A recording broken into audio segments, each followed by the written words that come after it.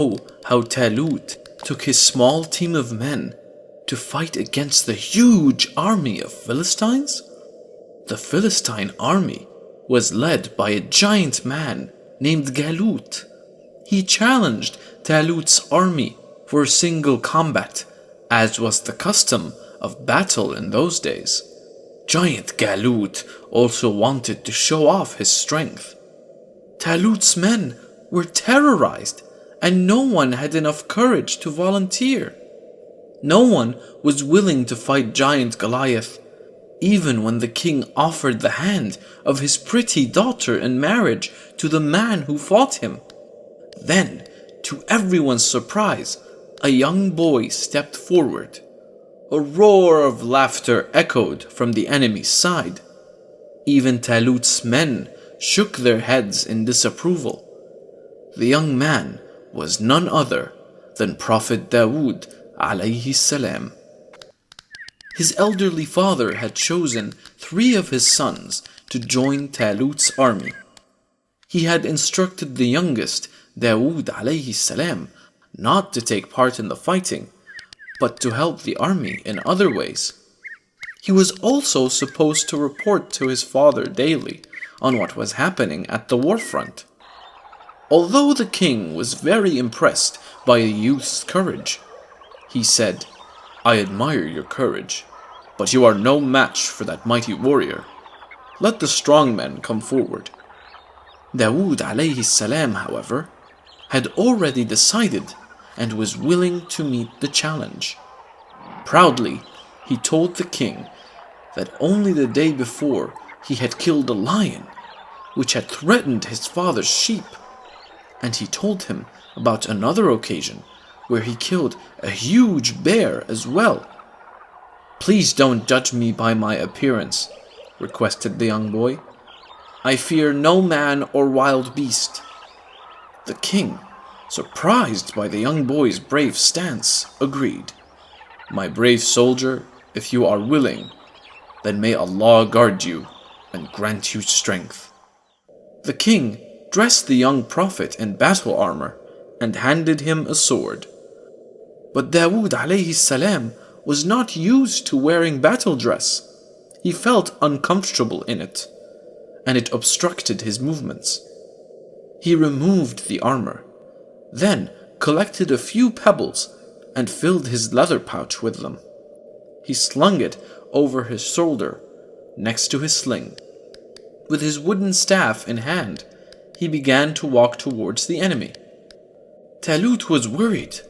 He asked him, "How on earth, with a sling and a couple of stones, are you going to defend yourself against the giant?"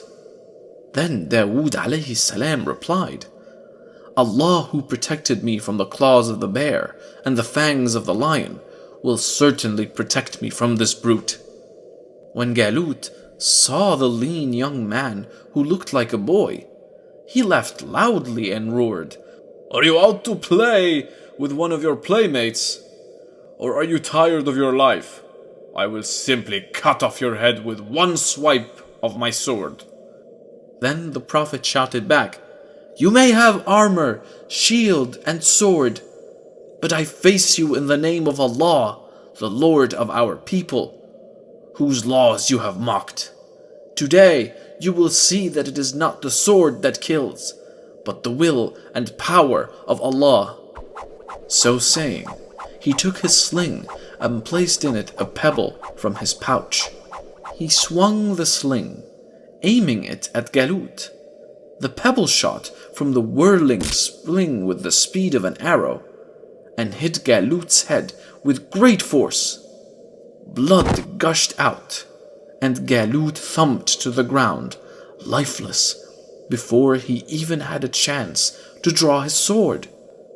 When the rest of his men saw their mighty hero slain, they took to their heels. Dawood alayhi salam became a hero overnight. People cheered and welcomed him. Talut kept his word and married his daughter Michal to the young warrior.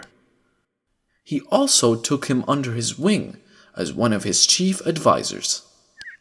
The prophet became the most famous man among his people.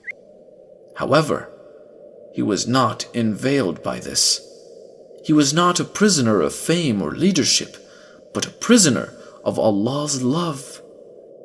Therefore, after killing Jalut, he went out into the desert in the company of nature, glorifying Almighty Allah and contemplating His favors.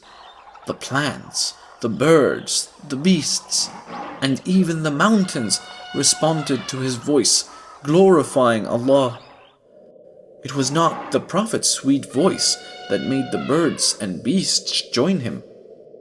Allah had endowed him with the knowledge of understanding the languages of birds and animals as well.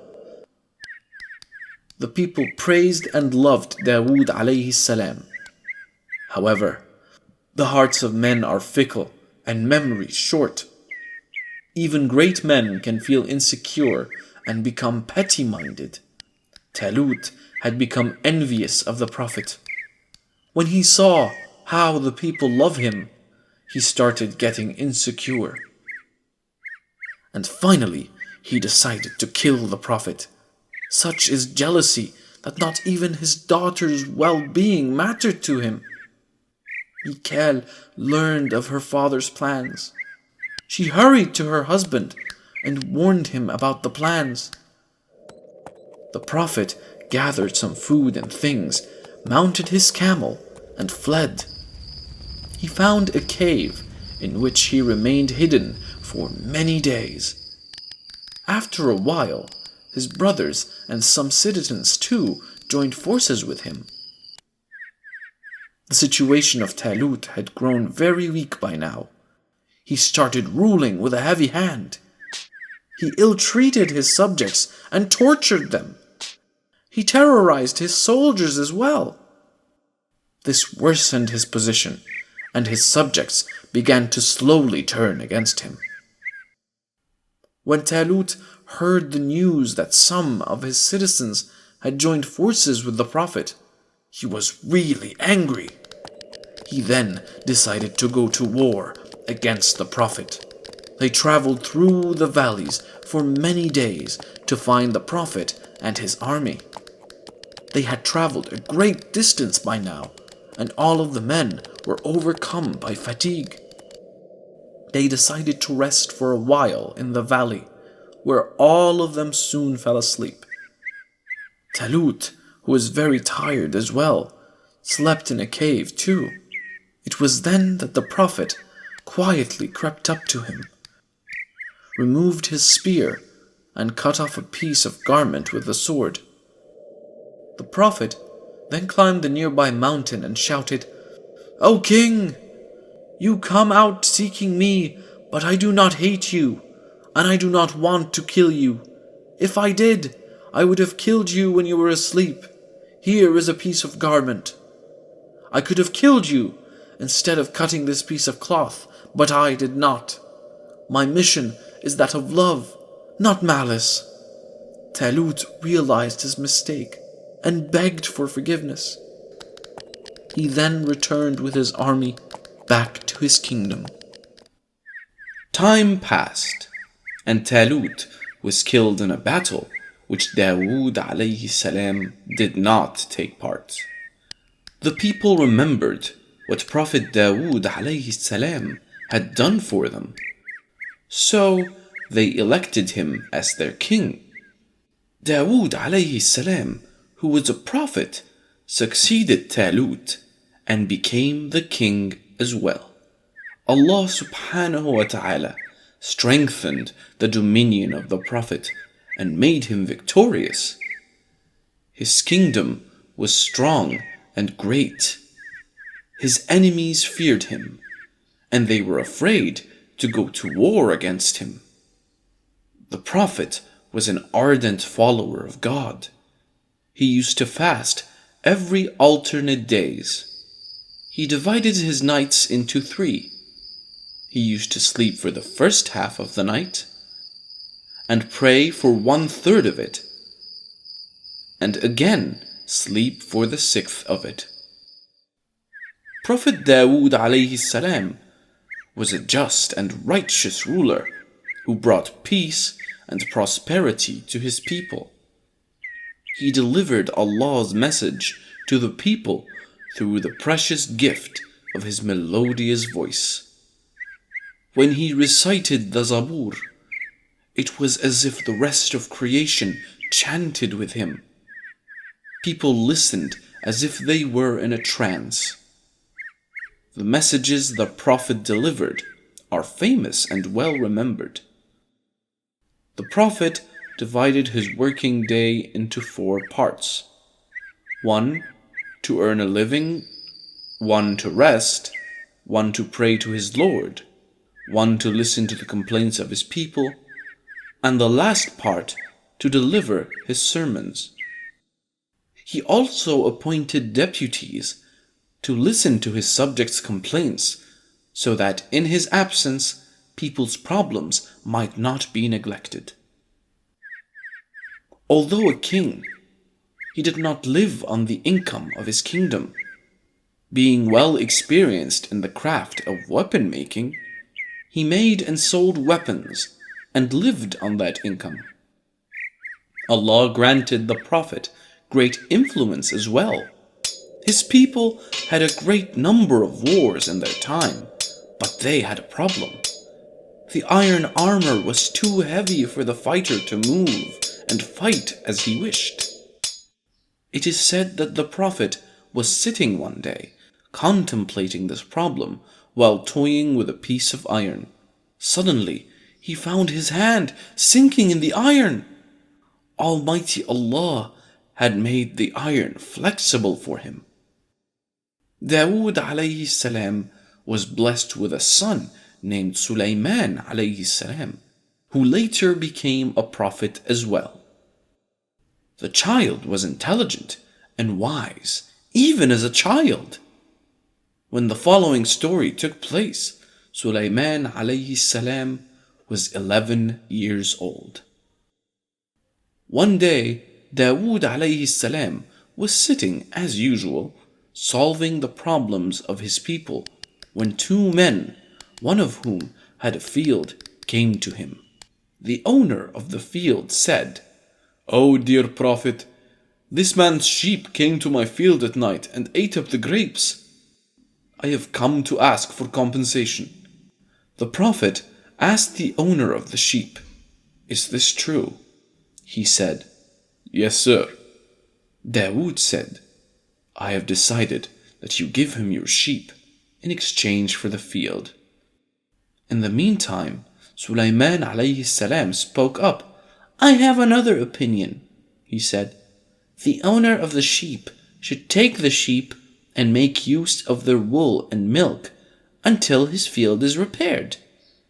When the grapes grow and the field returns to its former state, then the field owner should take his field and give back the sheep to their owner." Everyone present was surprised at the wisdom of this little boy. Prophet Dawood alayhi salam stood up and said, "This is sound judgment. Praise be to Allah for gifting you with wisdom. You truly are Sulaiman the Wise." One day, when it was time prayer, Prophet went inside his room and asked the guards to not allow anyone inside. When the Prophet was about to start his prayer, 2 men mysteriously appeared before him. "Who are you?" the Prophet asked. One of the men said, "Do not be frightened. We have a dispute among us, and we have come asking for your judgment." The Prophet asked them what the dispute was. The first man said, "This is my brother. He has 99 sheep, and I have just 1 sheep, which he gave me to take care of. But now he took back the only sheep I had." The Prophet was in a hurry, so he didn't wait to hear the second person and said, "He did you wrong by taking the sheep back." When he gave the judgment, the 2 men vanished like a cloud. It was then that he realized that they were 2 angels sent to teach him a lesson. He realized that he should not have passed judgment before hearing the opposing party. The Prophet cried to Allah seeking repentance, and he never did the same mistake again. Allah forgave him, and the Prophet lived for a very long time. The Prophet worshipped Allah and sang his praises until he died. According to tradition, his death was mourned by 4,000 priests and thousands of people. During the day of burial, the sun was so hot, and the people who had arrived were having a very hard time. It was then that Sulaiman called the birds. Thousands of birds arrived and flew up, covering the sun. Ha ha! This was the first sign of dominion by Sulaiman that was witnessed by the people.